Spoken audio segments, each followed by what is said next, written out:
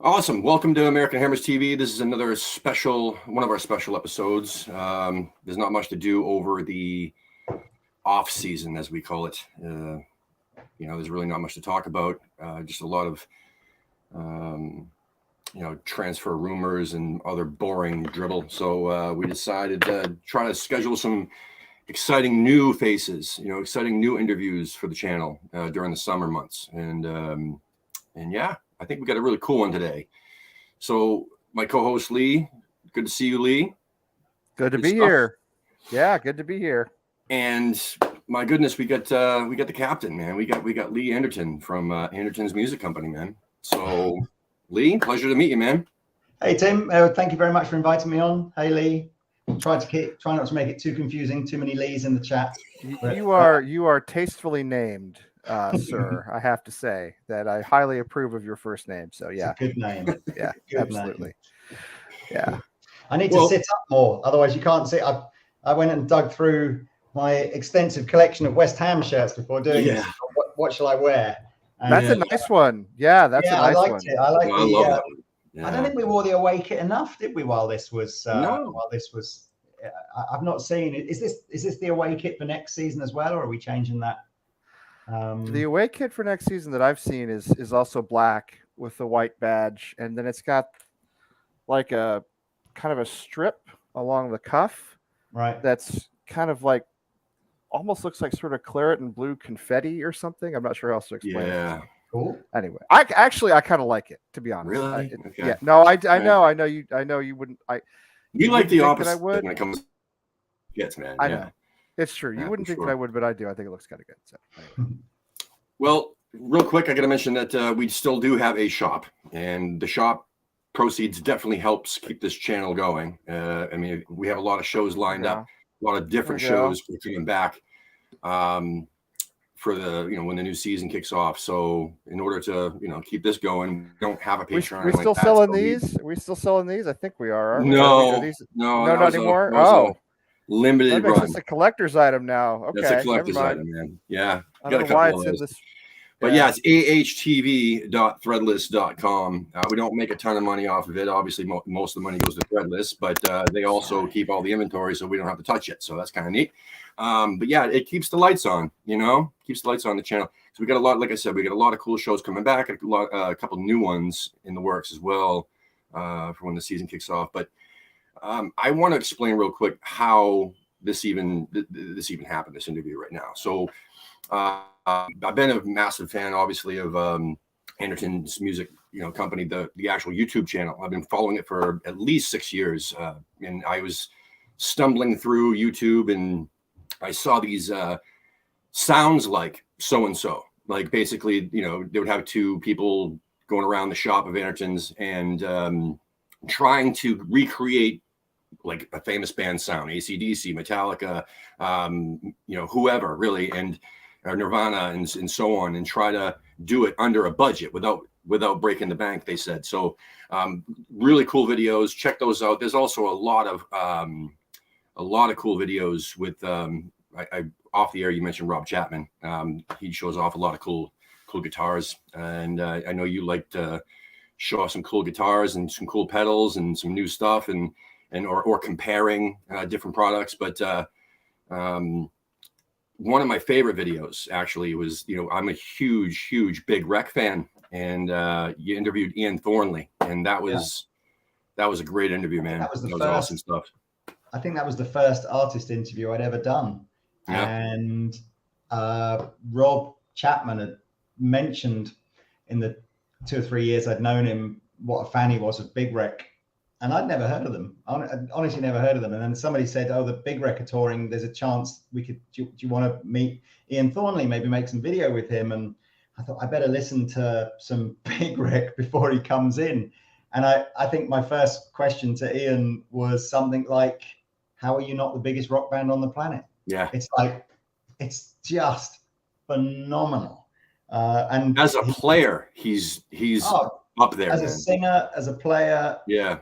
The songs, it's a little proggy, but it's not proggy so far off the spectrum that it's like mainstream prog. Yeah. But yeah, but he's a an interesting guy that's had a sort of how would you describe it? An emotionally challenging kind of career, I think. It's like people often sort of underestimate that great musicians often have a lot of personal baggage that they're trying to deal with at the same time. It's, on the one hand, it's what makes them a great musician, and on the other hand, it's what makes their lives a bit of a car crash sometimes. Yeah, I mean, look, there we are. Another, if you like, I think he sounds like Chris Cornell. A lot of people do, yeah.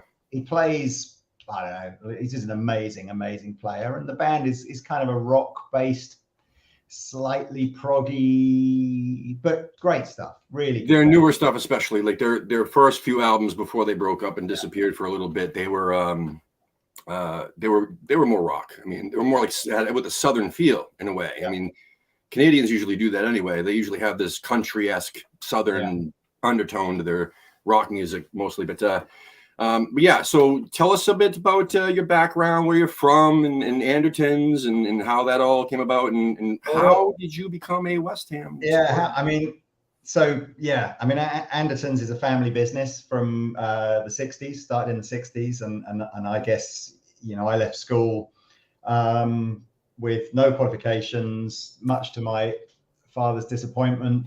Wanted to work in the store, again, much to his disappointment, that I didn't have sort of loftier ambitions. And I'll be honest with you, I've done every job here, from cleaning the toilets through to the last 15 years of running it. And it's been nuts. I mean, it's, when I started at Anderton's, we were a small family-run shop in Guildford. I think maybe had 6 or 7 staff, and it was a fun place to be.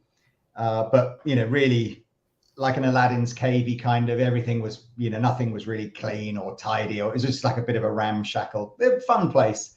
And now, 30 years later, which is kind of frightening to say that, but it's pretty much 30 years later, we have 150 staff and a business that ships, 1,000 or more orders a day out to all the corners of the globe. It's unrecognizable, really.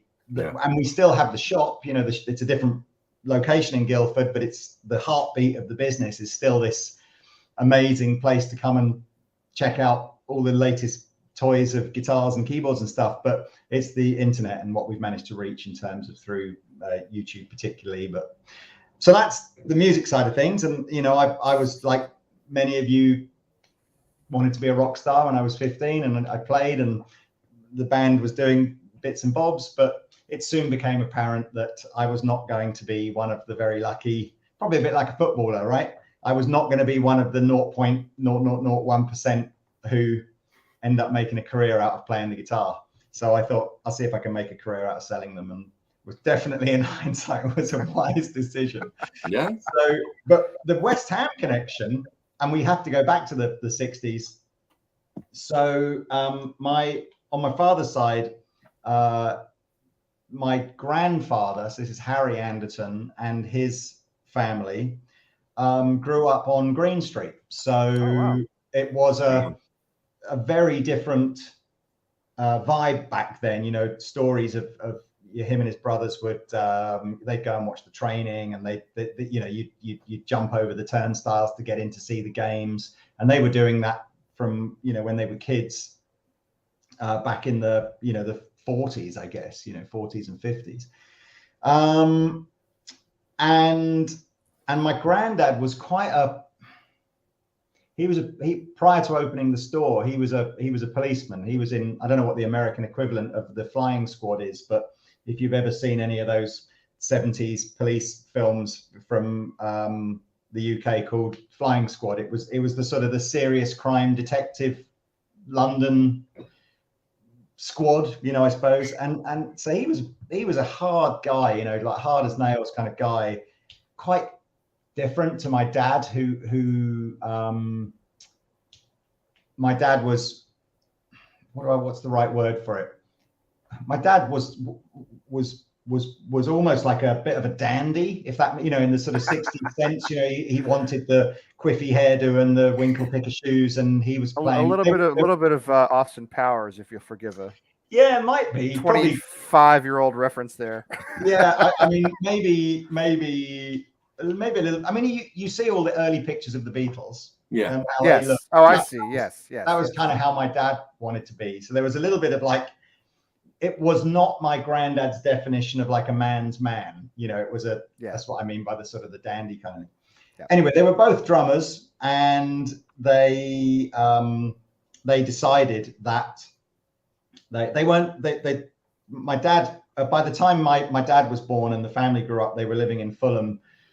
So I guess, but my granddad always had this strong West Ham connection. And I remember his brother, who I only ever met once or twice, was called Arthur Anderton. Arthur could literally name you the first 11 West Ham team every season from like 1935 onwards. It was unbelievable West Ham knowledge. My dad was never a big football fan, which my dad tells a story of basically being taken to see a West Ham Chelsea game when he was young. He would have been 10 or 11. And the guy in the terraces behind him decided to take a leak down the back of my dad, basically, which I don't know how normal that was. Yeah. And it put my dad off of going to football matches for life. So the West Ham thing has skipped a generation with my dad. But when I was, my earliest memories of West Ham or football generally was, I was at first school. I don't know what your name for first school is, but let's say I'm maybe 7 or 8 years old. Yeah, elementary school. And everybody's kind of picking their football teams and sort of getting into it for the first time. And you do what all kids do. You basically go, well, I'm going to support Liverpool because they were the dominant team at the time, and it's like, so that's what I'll support. And then my granddad, I kind of remember my granddad sort of doing this whole like, why would you, don't you want to support West Ham? And it's like, and then the timing was perfect because that was 1980, the FA Cup winning side. Yeah. So I was 8 years old, and it was like, okay, well, I'll go with the family tradition of supporting West Ham because at least we've won something. It's like, and that when that's all that matters is that you can pick a sort of certainly all that really seemed to matter for all the kids. In Guildford, funnily enough, as a town, doesn't really have like its own football team is this non-professional, 15th tier. Yeah, it's in Surrey, which is on the other side of London. So Surrey is southwest of London. Southwest London. Yeah. So you're a long way from like Essex and the kind of the heart of West Ham. Yeah. Yeah. So I guess what tends to happen in Surrey is there isn't really a natural allegiance to any football club. So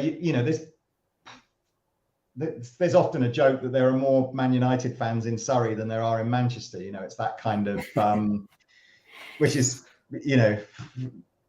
always annoying when you meet somebody from Surrey who says they support Manchester United, and then you think to yourself, I bet you if I pointed to a map of England, I bet you couldn't even tell me where Manchester was, let alone couldn't find Manchester. Yeah. But I guess Chelsea, Fulham would be the two southwest London clubs. Queen's Park Rangers maybe. Reading is not far away, although not. They were never really like a traditionally well supported club. And then what else have you got? Not a million miles here. Crystal Palace. If you go south from here, we're pretty close to Portsmouth, Southampton, Brighton. We're sort of halfway in between that South Coast and London teams. But anyway, so I started supporting West Ham, and I think probably that first 20 to 25 years of supporting West Ham, that was the real yo-yo kind of period for, you'd get a little bit of time in the top division and then you'd be relegated down to the second division or what was the old second division. And there wasn't, this is pre-Premier League, so there was never really the sense that there were any. Well, who did we have superstar players? I mean, obviously Trevor Brooking would have been playing at the time when I first started supporting them, but I don't. My earliest memories of really starting to sort of idolize players would have been more around like Ian Bishop, Trevor Morley, Kevin Keane. Ian Bishop's been a good friend to us on this channel. We've had him on several times. Yeah, he's a really good. He's in Florida now. Is he? Yes, and he's a fantastic guy, and he's been on with us a few times. So he's done a couple game shows with us and everything. He's done. He's big fans of Ian Bishop. Yeah, I guess you know there was that heartbreaking season. Was it '86 when Tony Cottee and Frank McAvenny scored like 1 million goals, and everything was looking like we might even win this with 6 or 7 games to go, and then I can't remember now who won. Was it Everton win it that season or whatever? But it was I think Liverpool and Everton finished 1 and 2, right, and West Ham finished 3rd. Yeah, But that was that was pretty amazing.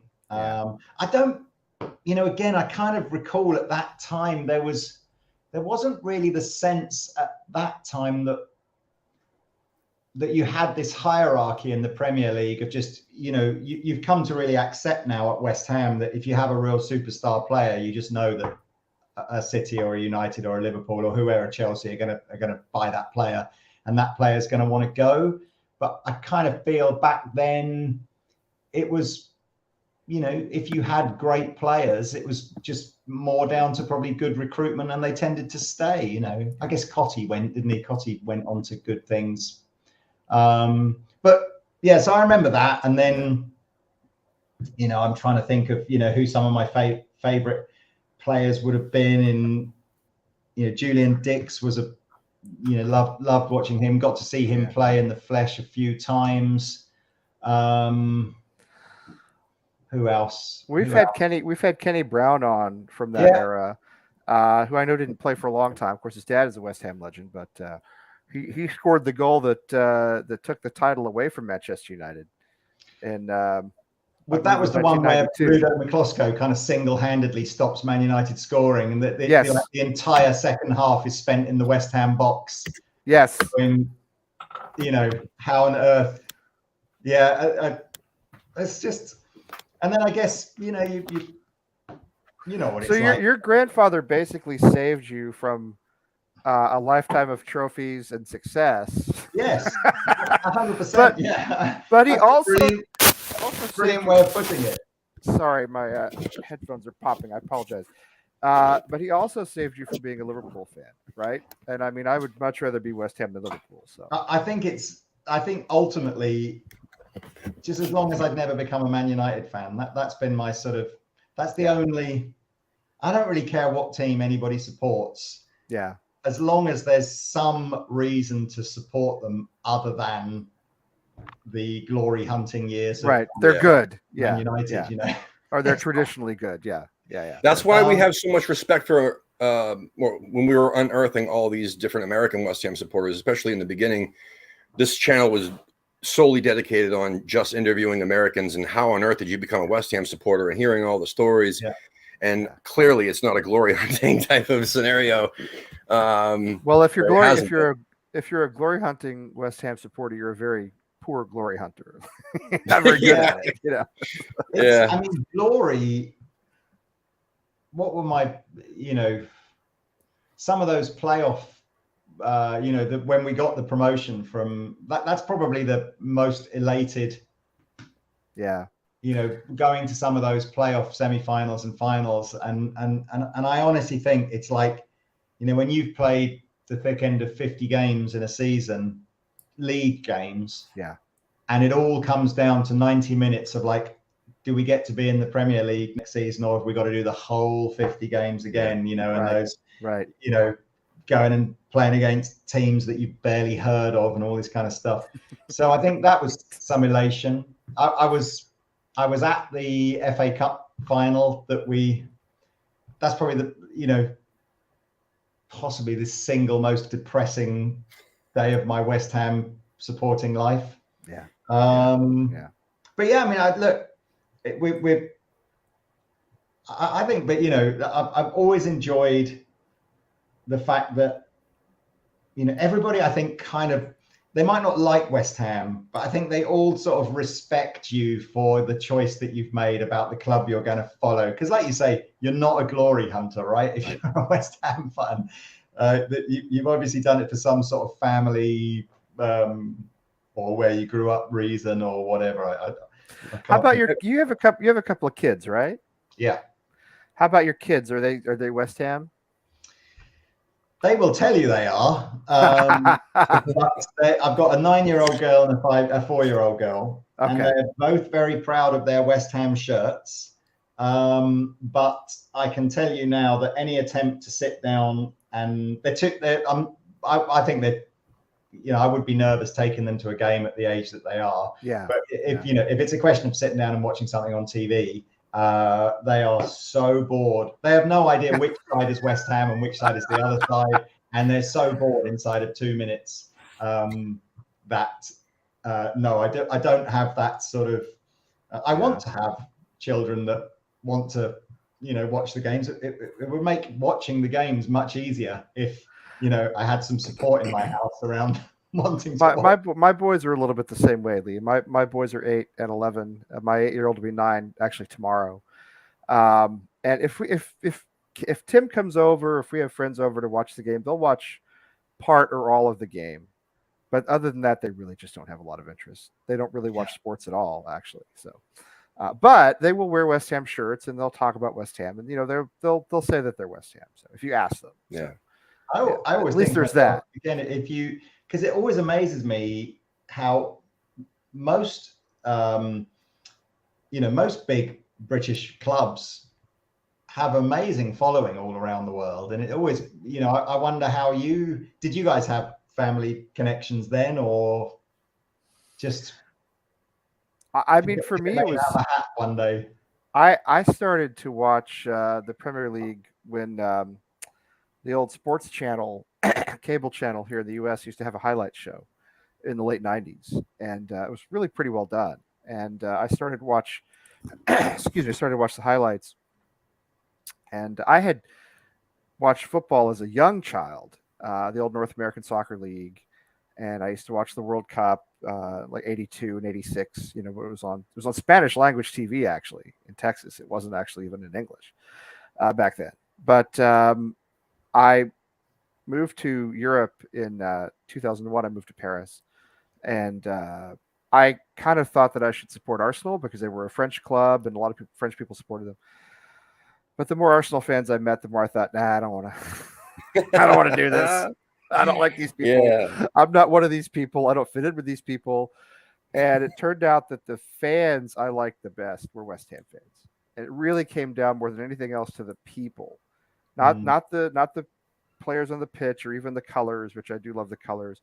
It was the fans, and it was their sense of humor and their sense of I don't know, the sort of the fatalistic outlook of West Ham fans really appealed to me. So that's my story. Anyway. I think that's I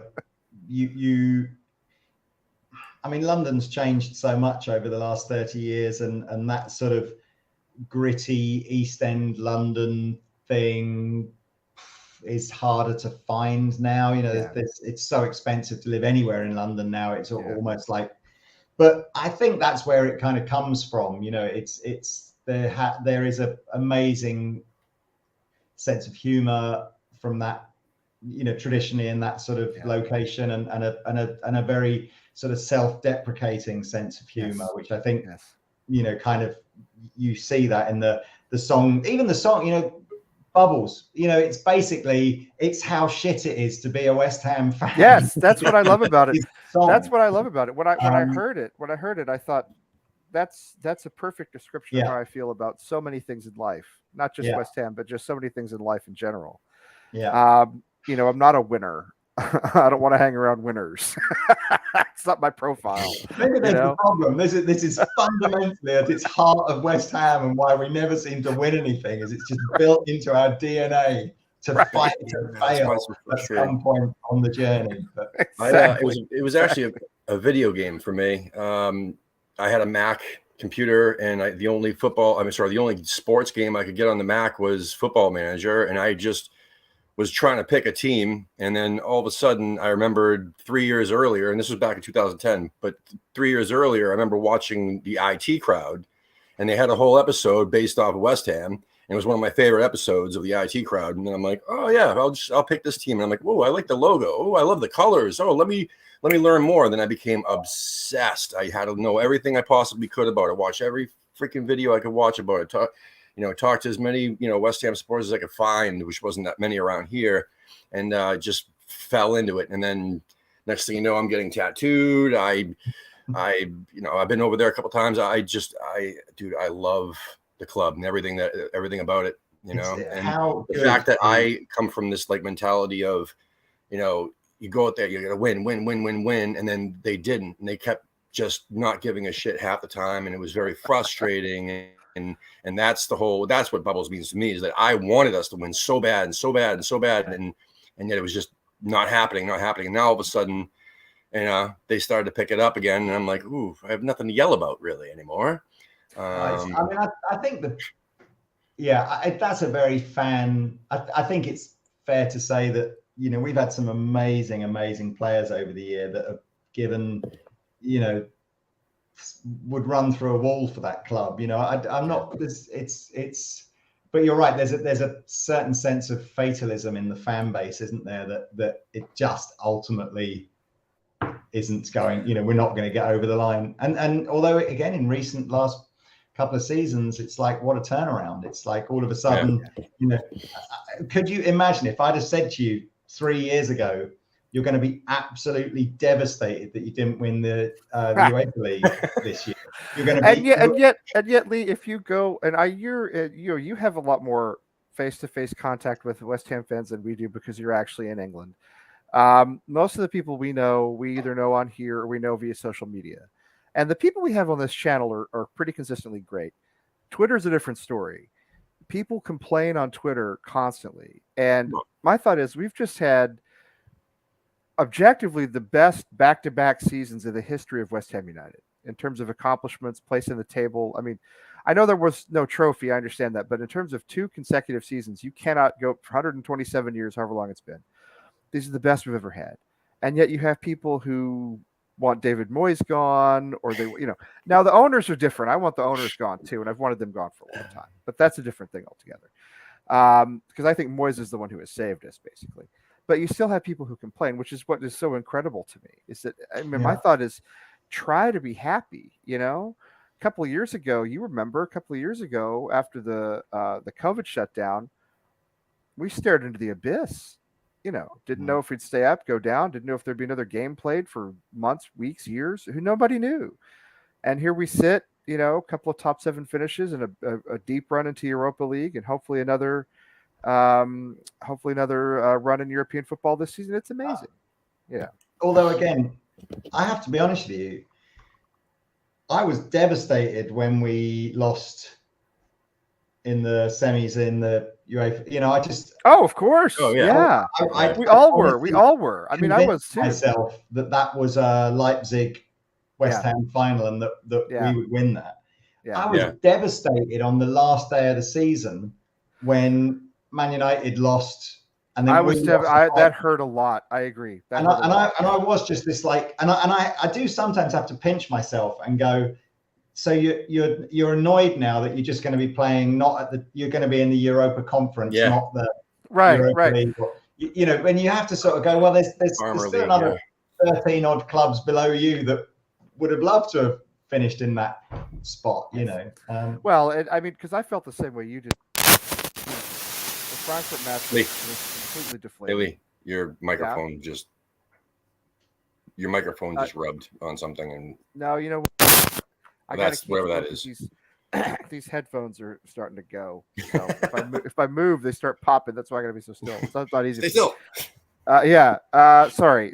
I got to get you a pair of headphones. It's all good. Anyway, the Frankfurt game obviously was totally deflating, but I think the Brighton result almost hurt a little bit worse because we were 45 minutes away. We were up 1-0 at halftime. We were 45 minutes away, and I sorry, but I largely put that on the players. I know they were tired. They played a lot of matches and so forth, but you had 45 more minutes, and they collapsed in the second half. And but one thing we talk about, Lee, on this channel a lot is what's the most West Ham thing that could happen, which is, again, it's this fatalistic sort of like, well, we could, win Europa League, or Aaron Cresswell could get sent off after 10 minutes, or we could concede in the first minute of the home leg of the semifinal, which is what really, I think, killed us, actually.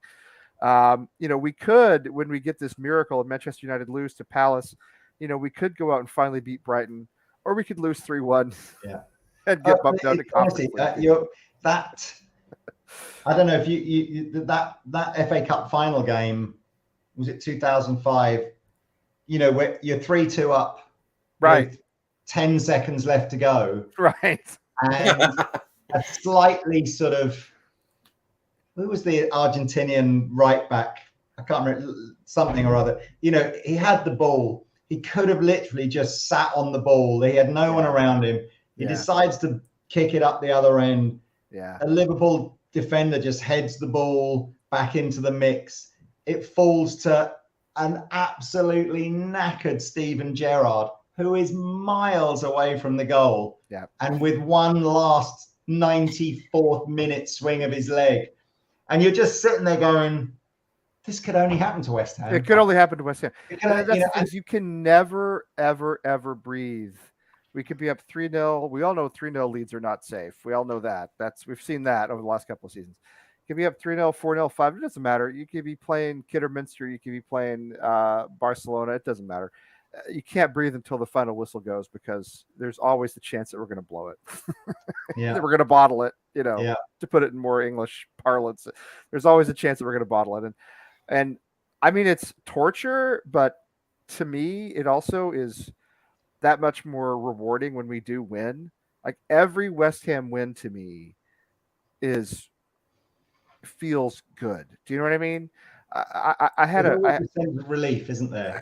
Right, exactly. Even if it's 3-0 up for the final whistle to go, there's a sense of like, oh, good, they didn't score 3 goals in the last 90 seconds. Goals in a minute and a half. Yeah, I had a friend. Used to work with a guy who was a big PSG guy, big Paris Saint-Germain guy, because he was from Paris. He was from Tim. Last time I said PSG, I know. PSG guy. I had to snicker. Yeah, he's a big PSG. We have a little drinking game. If I say PSG, everybody has to take a drink. Because I'm not a fan. I'm a Saint-Étienne fan among the French clubs, but we just got relegated, of course. But I had a friend who was a big PSG, and he was from Paris. Now, he was legit. I mean, he was not a hanger on. He'd been a PSG since he was young. But we used to talk about the football a lot on Friday afternoons, and every week he would say, "Well, we're going to play Rennes, we're going to play Nantes, we're going to play. We should win. Right? His attitude was always, and they should, right? I mean, this was after the buyout and all that. His attitude was always, we should win. And I think that has no appeal to me at all, because I don't want to be in a situation where I look at West Ham and say, well, we should win. And if we win, it's more like normal service resume than it is like an accomplishment, Yeah. Every game we win, to me, is massive, to use the word, and again, who was it we beat who was it Declan scored? Was it Kidderminster Declan scored against? Yeah, the FA Cup this season. It's like the 94th minute or something, or near the 90th minute anyway. If it's Kidderminster, Stockport County, or if it's Manchester United, it doesn't matter. Every win is huge, and I like that. I like that, actually. I think the French league it can't be much fun watching the French league. It's not much fun. No, it's not. I still think, even in the Premier League, the fact that I still find it exciting, the fact that you can have, in recent years, Liverpool and Manchester City getting to the point where they might only drop 8 or 9 points in a season. Imagine that, like 10, 15 years ago. If you only drop 8 or 9 points in a season, you're going to win that league by an absolute country. Oh, you're going to win it in February. And now I think it's an incredible winning mentality. I do think, yes, Jurgen Klopp and Pep Guardiola have got, vast resources at their disposal to buy the players they want to do. But then so have Man United, and but I just think it's that winning mentality that they install that gives them the difference. I've often watched Premier League games and gone, how much actual skill level difference is there between the team that wins it and the team that gets relegated? Yeah. And I think, because you see those weird topsy-turvy results, don't you, where a team that, a Norwich will beat a Liverpool, and you go, well, didn't Villa beat Liverpool something like 7-2? Yeah, and then didn't they go last season? Not this past season, but the season before. I think they did. I can't remember. There was some crazy, but again, you sit there looking. It's a confidence and a mentality thing. Yeah. That is a bigger. Yes, I'm not saying. I'm sure. If the Norwich manager had the Manchester City team and Pep Guardiola had the Norwich team, probably not going to change the fact that Norwich will get relegated and Man City will win it. But I still kind of think it's still just. Yeah, I think it's a lot more to do with, some of these teams have that winning mentality. And yes, sometimes I just think that's like the last game of the season you just talked about. Yes, I do agree that the depth of our squad is what kills us at the end, because you have got fundamentally too many players going out onto the pitch, having had a big cup, 2 or 3 decent cup runs, and 55 games, whatever it was. Yeah, most of them played. But they're, like you say, we were 1-0 up at half time. There was just this you can't. I mean, to me, yes, we should have strengthened our squad. I get all that. I agree with all that. We should have strengthened in January. There's no argument about that. On the other hand, I happen to be a huge fan of David Moyes, and I actually wanted him to come. I wanted him to stay when he came the first time and kept us up. A lot of people didn't want that. I wanted him to stay because I thought he brought us stability. David Moyes had us 45 minutes away from a second consecutive Europa League berth. And I feel as though, as much as I love our players, I think they kind of bottled it. I do. And you're right. It's a difference, but it's a difference between, it's my dad used to say they folded in the clutch. You're going to come through in the clutch. You know what I mean? Manchester City, Liverpool, the big players, the big clubs, the big managers, they come through in the clutch. And that's, that's really the difference. As you said, it's not always about skill, because we have skilled players. Every Premier League club has skilled players. Yeah, this championship clubs that would probably, championship clubs have fantastic players. You saw Jared Bowen come up from Hull and have an immediate impact on us. Yeah, it's a mentality. It's a mentality that the manager instills, and it's a mentality that the players have. And I do wonder if we'll ever really have that at West Ham. Yeah, it's because we do have this culture of we're going to bottle it. Yeah, I mean, I kind of, there's a certain romance of supporting West Ham where you kind of know that. That realistically, you're probably looking to, avoiding relegation would be a good season, mid-table with a bit of a cup run. And what you're kind of hoping is that there's always a Paolo Di Canio or a Dimitri Payet or a Carlos Tevez. There's always someone like that that's just, going to do something in most games to sort of, make you excited. Right. But I do feel that the team at the moment, the last couple of seasons, it's the most galvanized, hardest to beat side that I can think of in a long time. And it is about going. I think we're at a real fork in the road here as to what is going to happen. Are we going to kick on and somehow? It's not looking too great at the moment in terms of transfers, is it? But it's probably early days in the, I think as much as fans would love David Moyes to have all of his transfer business done, already, I think we have to respect where we are in the hierarchy of clubs and respect the fact that players that are likely to make a move at the moment are probably going, I want to see if I get the Man City move or the Liverpool move or the what. And David Sullivan's cheap, and David Sullivan's hard to negotiate with because he lowballs on bids. Because once we come to an agreement to buy a player, he suddenly says, "Oh, I'd rather have him on loan." And he only really wants Will Salthouse clients because he's probably getting a kickback. That's the totally unfounded accusation, but it wouldn't shock me. You also realize that we essentially did what we did last season, though. At this point right now, too, we put a lot of money into a defender because we got Zuma last season. We got this new guy Guerd, whatever now, and then we took a player that we had on loan, right, and then we permanently signed him. Yeah, right. Which we did with Suchek, and now we're doing it with Areola. Yeah. Now they're showing that off as no, we've signed 2 players. Yeah, but we already had it. I just kind of think it's funny because I'm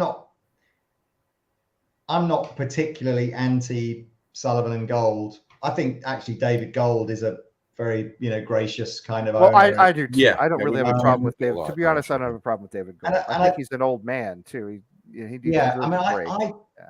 I think that it's easy to look at other clubs that have got ridiculously wealthy owners. Some of the new American owners that have come over who perhaps own big sports franchises in the States, or you've obviously got Arab owners where the limitless resources. Right, Newcastle's new owners. It's kind of and listen. I mean, to be honest, that it's blood money too. It really is. Well, I mean, in a lot of cases, I don't want to get too much into that, but it is.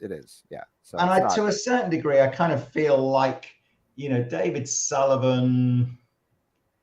I kind of feel like I'm quite comfortable with the idea that I think we've got an owner that is genuinely has some affection for the club that runs deeper than just buying it, and I kind of feel that he feels like he's trying to balance the books and he's trying to get a good deal. It might be a bit of an outdated way of being a chairman. Maybe now you have just got to accept that it's just a toy, it's a plaything for you, and you come in and you buy it for $2 billion and you grow it, you invest another $5 billion in it and you become this global mega force, and then you sell it for $10 billion.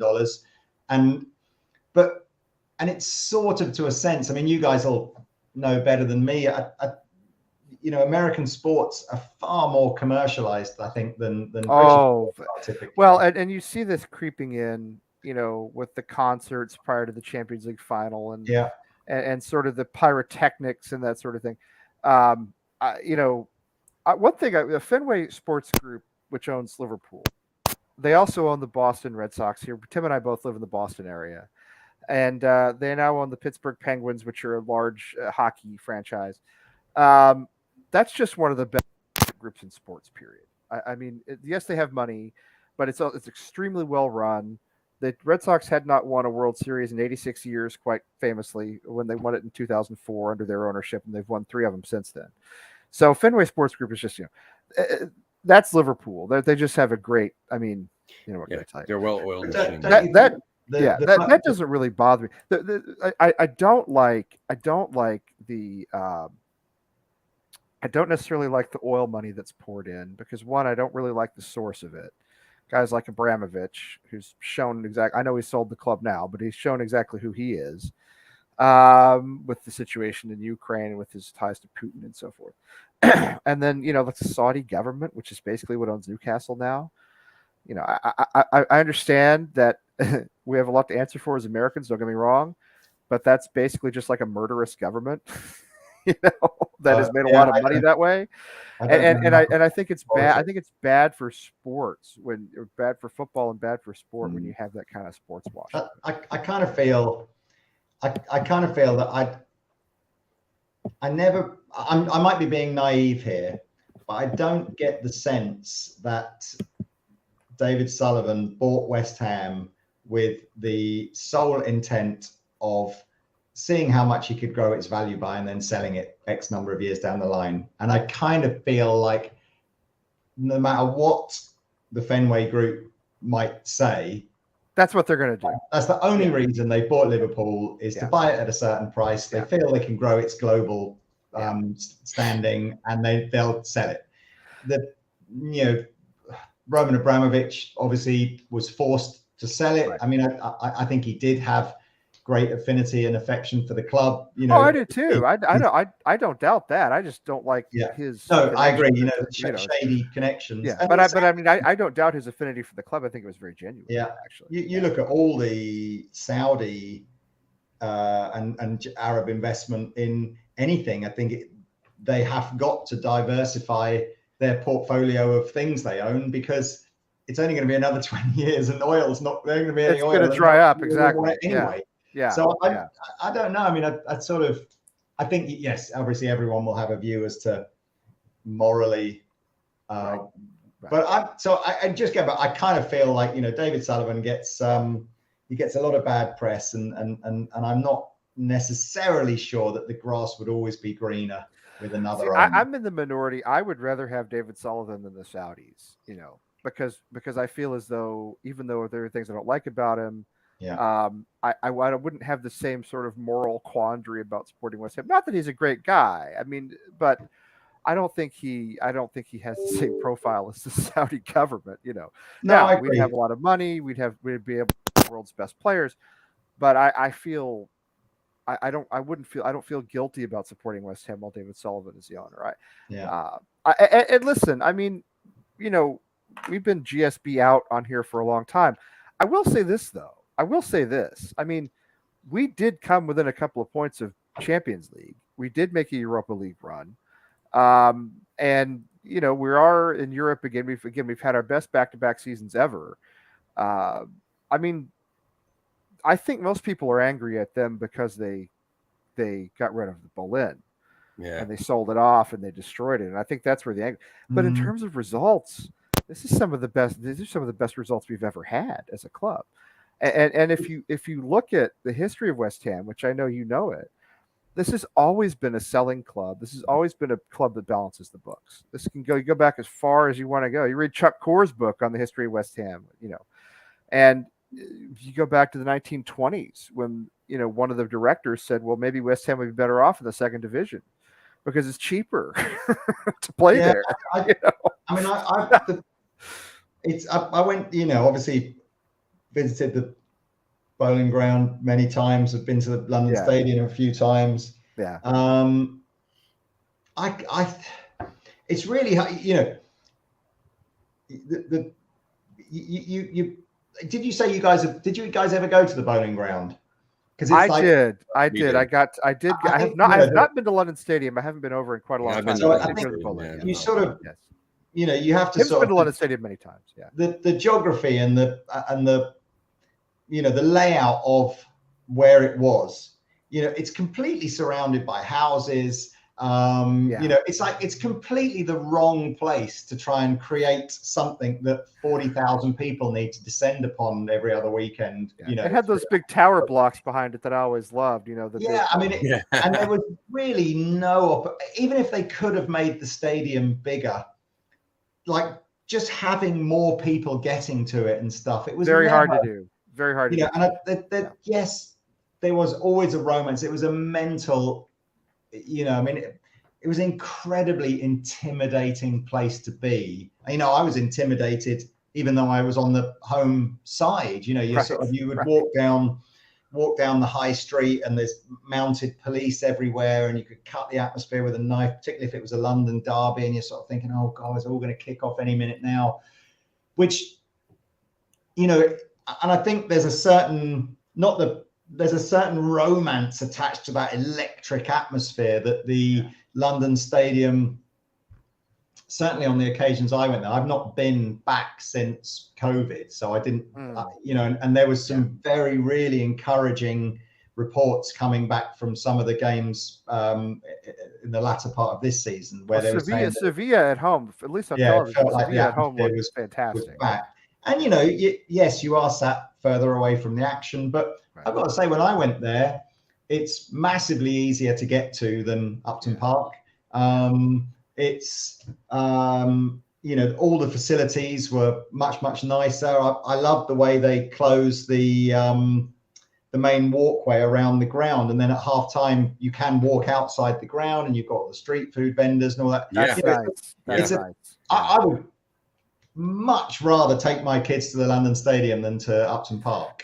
And Lee, listen, I mean, you have been a West Ham fan obviously for many years longer than I have, but anybody can look back at the old video clips. Anybody can look back at the old attendance records. There were a lot of games at the Bowl-In where there were 12,000 people there. Yeah. 15,000 people there, and some of them played in the first division, some played in the second, or Premier League, whatever. And all 4 matches I went to at London Stadium, there had to be at least 55,000 people there. That's what I'm saying. Yeah. So the romance, I think a lot of the romance around the Boleyn comes from the end of it, and that fantastic match against Manchester United and Winston Reed's goal. Yeah. But I mean, I'm so sorry about this thing. Jesus. I know it's getting worse too. The truth is, I mean, it was getting to be a little decrepit. It needed replacing somehow. Yeah. And the whole idea that it was Fortress Boleyn, I mean, sometimes it was, but you look back at, there's a guy who posts old West Ham clips on Twitter. There's plenty of games against, QPR and Watford, and there's 15,000 people there, and it's half or even 2/3 empty. I mean, it wasn't always. I'm sorry, but it wasn't always. It was always the team that had the fortress mentality. It was never the physical place that you are. I said, and commercially speaking, if someone said to you, "I'm going to give you a 100-year lease on a stadium that costs 600-700 million pounds to build for £2 million a year," it's like that is the envy. I mean, I think 99.9% of people that are angry at West Ham in the UK are tax-paying supporters of other clubs. Of course they are, and I would be, too if I were one of them. I'd be the same way. So, but I think a lot of it is. I think nostalgia is a powerful sort of force, especially for West Ham fans. But I remember on Knees Up Mother Brown, prior to the closing of the Boleyn, and when the Gold Sullivan and Brady were talking about up in the London Stadium, at least on that forum, and that doesn't represent all West Ham fans, but there are a lot on there, people were overwhelmingly for moving to the London Stadium. I mean, it was like 75%, because I think everybody saw the Boleyn as falling apart a little bit, not being fit for purpose anymore in the Premier League era. And so there was a huge amount of support in that one slice of West Ham, the fan base for moving. And of course, I think one of the problems was we had that Payet season, the last season at the Boleyn, and then he had whatever problem he had and walked away, and we didn't invest, and we go into London Stadium, and it's just like a total, it's kind of a disaster for 2 or 3 seasons of bad results and so forth. But yeah, I think a lot of the anger at the owners, comes from that as much as anything else. Well, I've just, I suppose I've just seen Tim's message. I don't know where the last hour's gone, but yes, I don't. what do we hope? What does a good transfer window look like for us this summer? Striker. Well, look, a striker, right? But look, you guys have to remember. Let's not forget. Who was our big signing last summer? It was Nikola Vlasic, right? In terms of permanent signing, Nikola, and he played 200 total minutes for us all season, maybe something like that. Krall, a lot of people were excited about Krall coming on loan. He didn't play at all. When he did, he looked terrible. So I think we should be cautious about, wanting the big name, big money signing, because sometimes it works out and sometimes it doesn't. And we're not the kind of club that could just recover from spending a lot of money on a player who doesn't work out. Other clubs can spend £50 million on a player who's not any good. I think we need to stop with the attacking midfielders, though. Gary, you've been watching me long enough to know I do this all the time. Come on now, you guys, it's just part of the deal. Yeah, I mean, sorry, Vlasic. I kind of feel like. I know there was a reason why we didn't get Lingard in the January transfer window. It's just, we were too neck and neck with Man United. They didn't want to give us an edge. I kind of feel we could have tried harder last summer to get Lingard. I really hope we get him this summer. Yeah. Vlasic, every time I see that, did we pay 28 million for him? I don't know where I think it was at least that much. Yeah. That was crazy. But I think we need another left back. I cannot watch Arthur Masraku at left back. I have no fingernails left every time he's deployed. Agreed. Left-sided defender. So we need another left back. I'm really disappointed that there seems to be this falling out between Souček and David Moyes. I don't really understand that. But I don't know what happened with that. Yeah, Souček, that Moyes is happy to let him go. But you know, with another midfielder, I'd love if they could get Lingard as well. I love the idea of a sort of a Bowen, Lingard, Fornals, or Bowen, Lingard. Even Ben Rama, I just think needs a little bit more time. And then, as you rightly say, we need another striker, but there is no point buying another striker unless they play in the style of Antonio. Exactly. Because you look at what happened when we put Haller as a exactly. Yeah. So I was a bit surprised. Not surprised. I mean, what do I know? But I thought that is it Armand Traore that was at Watford or something? You know, the guy who was at unit runs like 100 miles an hour and then Wolves, I think, shooting. I was kind of going, is he the guy that you could David Moyes transform him into some sort of striker? But this is the problem. How many? I think if Antonio had found his form of the last couple of years at 25, people would be talking about him as the new Didier Drogba. They'd have been going, like, it'd be worth 100 million quid. Yeah. But that's the problem. See, I don't like Antonio up top at all. Really?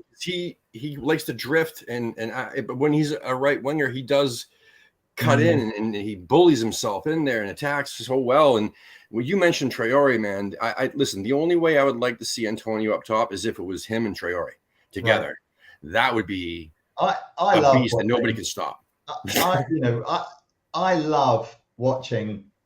I think Antonio's close control with his back to, he's so strong and so fast. It's just like I think we play almost that. It almost suits that Leicester style of with Jamie Vardy. That very quick release ball to Antonio to go after. I think we play that effectively, with Bowen and Fornals or whatever supporting. But yeah, that's the problem. We only play one style, and if they don't buy a replacement for Antonio to play in the same style, it'll just be a waste of time. My biggest problem with David Moyes is just what you said. Yeah, no, can't adapt. Only plays one style. No, 100%. But my last question for you, Lee, is that through Anderton, so like the music company, like through your work, through dealing with other heads of other companies or dealing with other musicians, or have you bumped into any other West Ham supporters, or do you hike up the prices for Spurs supporters, or what do you do? Do you know what? There's who have I mean, sadly, I've never ever had the pleasure of meeting a past or present West Ham player in any sort of musical capacity. I would, if anyone, Mark Noble, if you are watching now and you want to learn to play the guitar, I will come to your house and give you free guitar lessons for the rest of my life. It would be amazing. I'm trying to think what. Wouldn't that be? Is there a technology that would allow me to put the price up for Spurs fans on our internet site? I mean, that would be great. That would be great. We just offer a coupon for Spurs supporters, but it just tacks on a price. Right, it makes it more expensive. It's like, the Spurs tax. Yes. No, I have to say it's there isn't a massive. It's funny, isn't it? Because you see the sort of is it Sport Aid or whatever, the big charity football match that happens every year in England, where they mix celebrities and professional footballers. And there seems to be this really big sense that many musicians, Liam and Noel Gallagher, obviously big famous City fans, and Sam Fender, big famous Newcastle fan, and but no, I can't think who's and not that I've ever met them. I'm trying to even think if there are. Steve Harris from Iron Maiden. Yeah, Steve Harris, absolutely, yeah. But she's only really a West Ham fan because she went out with Russell Brand for a bit, isn't she?